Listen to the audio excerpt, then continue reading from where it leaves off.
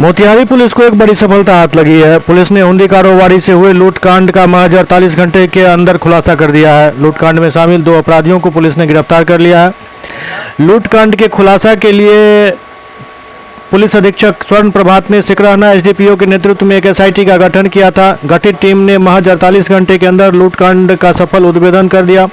Police ने लूटकांड में शामिल 2 अपराधियों को गिरफ्तार कर लिया, जिनके पास से 2 पिस्टल, 2 जिंदा कारतूस और लूट की राशि 15,000 रुपये, 2 मोबाइल फोन और घटना में प्रयुक्त बाइक बरामद की है।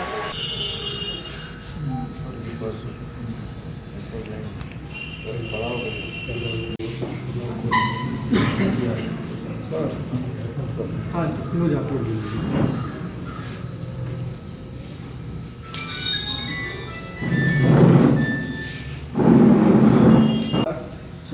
संजीव सन्नी और एक उज्जवल श्रीवास्तव, इन दोनों को अरेस्ट किया गया है और टीम के द्वारा बहुत अच्छा काम किया गया है। रिकवरी भी बढ़िया रहा, संतोषजनक रहा है और अभी काम चल ही रहा है। ये लोग कहाँ गए हैं सर?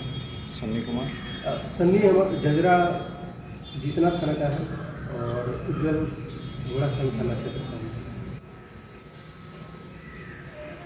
छपमारी टीम में सर के कौन कौन था? हमारी टीम में सर्किल इंस्पेक्टर रंजय कुमार, थाना घोड़ा सहन और जितना थाना का जॉइंट था, दोनों थाना अध्यक्ष एएसआई घोड़ा सहन से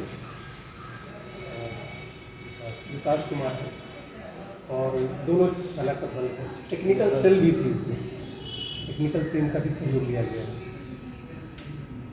सर परसों दिनांक 3 फरवरी को घोड़ा संघ के पास माल गोदाम के सामने के पीछे घटना प्रतिवेदित हुई थी सुबह लगभग 6 बजे और इसमें घोड़ा संघ थाने में कांड दर्ज किया गया है और इसमें टेक्निकल एविडेंस के आधार पर लोग 2 लोगों को गिरफ्तार किए हैं और साथ में लूट में प्रयुक्त मोटरसाइकिल को भी हम लोग रिकवर किए हैं।